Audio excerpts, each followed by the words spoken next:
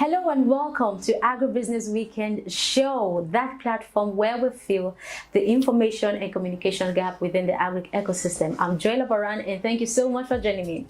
If you haven't subscribed to our YouTube channel, you see this, my laugh, it's not funny. Please do have to follow us on all our social media platforms and subscribe to our YouTube channel. Like I always say, you want to be the first to get notifications whenever anything pops up on the Agribusiness Weekend platform, isn't it? All right, so welcome to the show.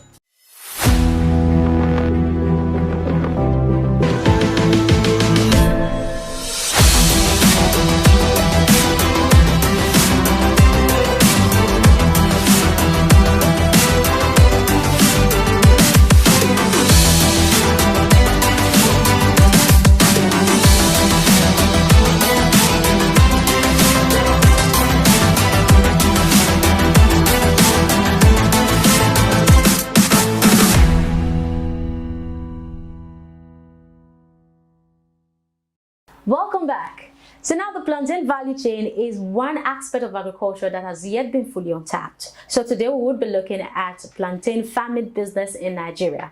And on set with me is the CEO of Epiphany Farm Limited, Emmanuel Adebayo. Thank you so much for joining me. Pleasure's mine. And thank you for coming on the show. Yeah. You look good. I can't believe you are a farmer. You know our notion of farming now. You know, so if you're a farmer, you should be wearing those archaic clothes, and where your mood should just be like. This one is. Time has changed, and just like the name of your program, Corporate Farmers, yeah. I see myself as a classy farmer, and we have to create a movement in which people can find farming very interesting, especially the young people of these days. They don't see it that way. So maybe with whatever we're doing, they can, they can be able to fall in love with whatever we're doing, and they don't get to have that feeling in the back of their mind that farming is a dirty man's job. Yeah, exactly. Which is the perception that a lot of people have about farmers out there. That's right. So now, Emmanuel, moving on to plantain farming business in Nigeria, how intensive is it to start a plantain farming business, most especially when it comes to capital? Finance? Absolutely not. Compared to other farming business in Nigeria, the plantain farming doesn't require a lot of money to start up. Okay. Yeah. Maintenance is the most important aspect. But you can measure starting a plantain farming business with that of vegetables. The both require land. Okay.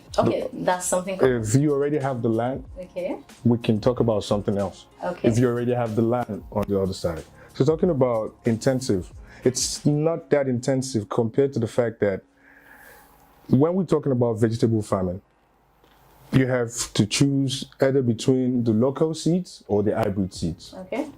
The hybrid seeds are much more expensive compared to the local seeds. Okay. And the hybrid seeds perform better than the local seeds. But when we're talking about plantain farming, they can only be propagated through the suckers. And we have two types of suckers, the sword sucker or the water sucker. The suckers are always very affordable, they're very cheap compared to the hybrid vegetable seeds. So I don't think it's very expensive comparing a plantain farming business with a vegetable farm business. But the plantain farming business has a particular soil type that you should use. Yes. In terms of loamy soil. Okay. That's one of the most important aspects of starting up a plantain farm business. A loamy soil. A soil that is very rich in organic material, and soil that has the ability to retain water, because plantain roots require a lot of water. Okay. They are heavy feeders. So if you get the soil type right, you can always do well with the plantain farming. You know, I hear that plantain farming is one type of farming that will teach you how to exercise patience. Agriculture on its own, farming, it's patient kind of business. Mother Nature, the secret to it is patience. You have to be patient with whatever you're doing before you can be able to get the results that you require. All right, now, so going over to, let's talk more. The challenges, what are the challenges in starting the plantain farm and how can we manage them? Finance will be the #1 challenge for most people in Nigeria here, because like I said earlier, you have to have your own land. Not everybody can afford to get the money for that. The other things are not so expensive. Like I said, the suckers for propagating don't cost more than 200 naira each. Oh, wow. Okay. Yeah. Nigeria is heavily dependent on the rain-fed agriculture. Okay. You don't really have to go for to create your own water supply, to be able to feed your plantain. You don't have to go for the drip irrigation if you cannot afford it. You can decide to plant your plantain when the rain season is approaching. Okay. So you can be able to beat most of those challenges. Okay. Compared to other plants. You know, so I think that shouldn't be a problem. All right. So, but wait, but there are so many persons who, like, I've had somebody who told me, okay, you know, why not try and set up a plantain farm? And by the end of the day, I was the person we got to hear about 500 to a millionaire to start a plantain farm. Are we talking about for an acre of land? I don't know. I really don't know. Okay, let me cut you short right there. Thank you. The spacing requirement for the plantain has to be 2 by 3 meters. Okay. 2 by 3 meters, which means we should have 750 plants on an acre of land. 750 plants. So if we buy one sucker for, let's say, 100 naira, that means we're going to spend, is that 750,000? Is that correct? 750 plants times 100 naira. I think that's 75,000. Is that correct? Yeah, 75,000 to acquire the planting materials. To clear the land, you hire laborers, you get manure to prepare the soil. I don't think you will be able to spend up to another 150 for it. So if we're talking about millions of naira, that means you're trying to set up a commercial plantain farm business. So you're saying the plantain value chain is cheap? It's very affordable. Very affordable. Yes. So what is the market visibility like for the plantain value chain? Well, currently, the demand for the plantain is absolutely higher than the supply presently. Okay. Because Nigeria doesn't even produce enough for the local consumption, not to talk of export. So the market is always going to be there because plantain is a staple food. Okay. And it's always in high demand. 2, it can be grown all year round if you have your own water supply. So the market is actually not a problem because we can process plantain into flour, we can process plantain into chips, we can process plantain into every other thing. So you see, there are a lot of things you can get from just that one plant. Okay. Chips, powder, baby food. So it means the opportunities in this value chain. It's huge. It's huge. It's absolutely very huge because it has not been fully commercialized yet. In the world, Ecuador is the top exporter and the producer of plantains and bananas. Ecuador, a small country like that. They don't even have the landscape that we have down here in Nigeria. But they make a lot of money from that particular investment. And they're taking advantage of what they have. Exactly. But Nigeria has the landmass. We have a very fertile soil. We have arable land that has not even been used at all for a very long time. But what are they doing with those lands? That's a question we need to ask ourselves. So I believe we have everything down here. If people could just have the right knowledge, knowledge is very important because management of a plantain farm is not easy. The major job you have to do is the first time where you have to plant it. Okay. Let me finish this up. Once you plant just one plantain tree, it regenerates what we call suckers. Okay. The minimum sucker a plantain tree can generate is 4. The maximum is 20, which means by the time the mother plant is ready for harvest, the suckers produce other fruits that will replace the mother plant.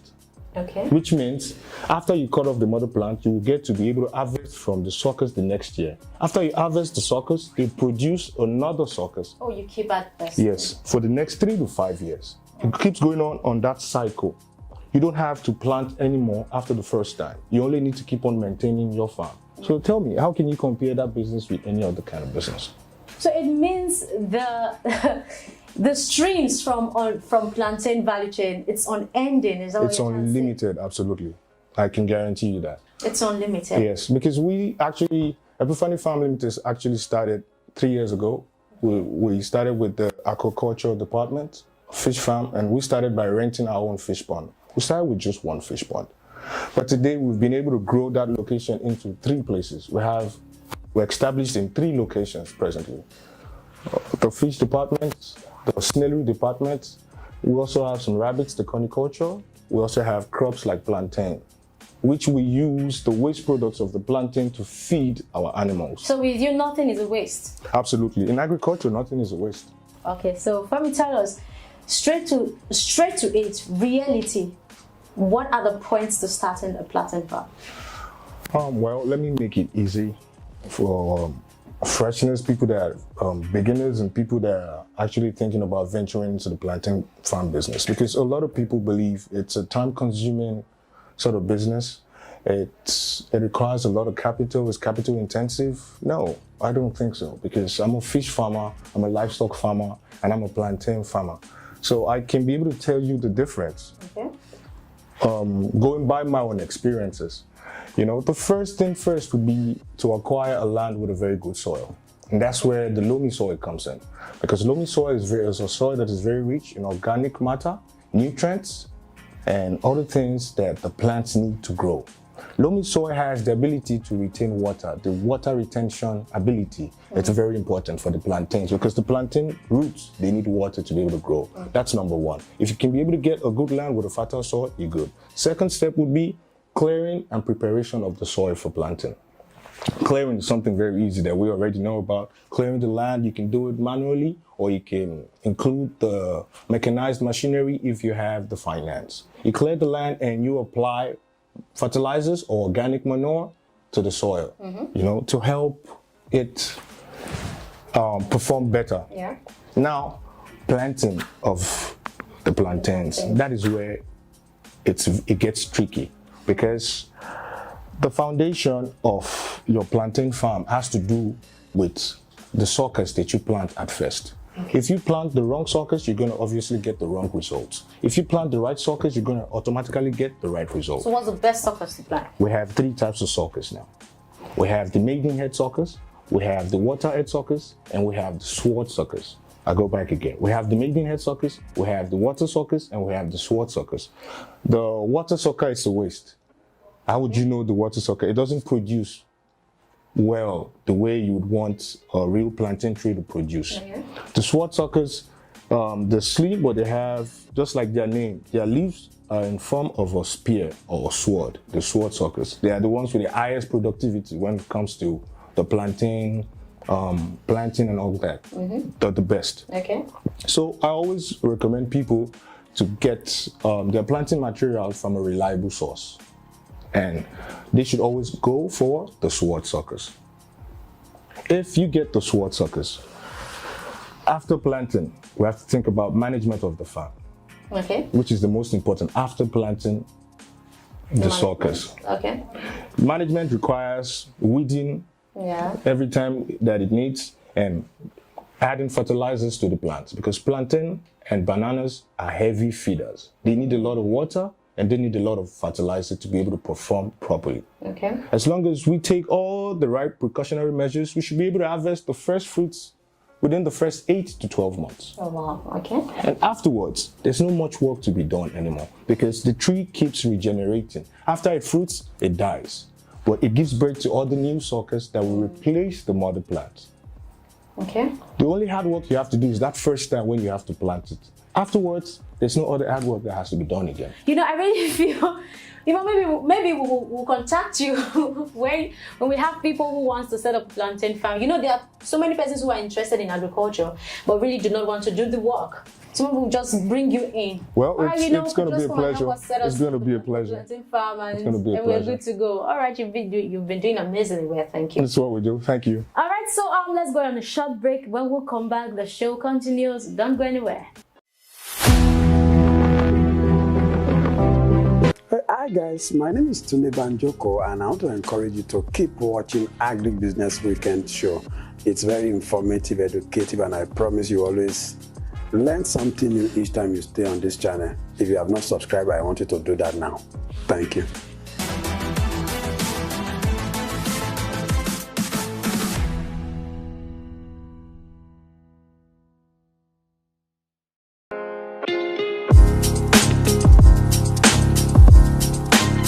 Welcome back. It's still your favorite agriculture show, Agribusiness Weekend, and Emmanuel is still on set with us. Yeah, absolutely. Emmanuel, you've been doing well. Like I'm hearing you talk about the plantain value chain. I feel I'm interested to go into plantain farming. Well, you should be, because if people know about the opportunities that they're missing out on the plantain farm business because look around, it has not been fully commercialized. So if I have like a 500,000, I should do well. Aside from the land, is the land included? That's the land. Plus the land. No, even if I don't want to buy the land, I can rent the land. Yes, you can. You can lease. Okay. You can lease the land. And I think that's a good one then. Yes, it is. It can work because we have a lot of lands available for lease. Yes. And if you don't have access or you don't have enough finance to be able to erect your own bowl, to be able to create your own water supply, you can depend on the rain. It only needs to get enough water the first 4 to 5 months. Okay. So that the roots can be strong. Yes, 4 to 5 months. Afterwards, you can do without it. Amazing. All right, Emmanuel, before you leave the show, let's have some fun with you. Absolutely. All right, so we have 10 questions on our list, and I'd want you to pick 3 questions randomly. Okay. So I would ask, and it goes. So let me get your first number. Okay. So you have to choose a number, and I ask the question. From number 1 to number 10, you have to choose 3 numbers. So let me get your first number. 7. Number 7. Okay, so Emmanuel, I will say a word, then you sing with the word I'll say. Okay. Oh, please don't compose songs. Oh, Don't my compose goodness. songs. All right, so the first word here is mercy. Mercy. Have mercy, oh Lord. Have mercy on the nation, oh Lord. Oh, please, that's not a song. Oh my goodness. I don't think I can make that happen. I screwed up with that one. Next one. Let's go to the next one. Okay, please. your next question. 4. Number 4. Where is the most beautiful place you've ever visited? No, that would be Malindi in Kenya. Wow. So what's special about the place? It's a beautiful place. It's an island Okay. filled with a lot of Italians and British people. It's a place in Africa, Eastern Africa, Kenya. Okay. So it's one of the most beautiful places that I've ever been to. That's great. All right, so let me get your last number. 1. Number 1. It's tough, huh? All right, number 1, Emmanuel.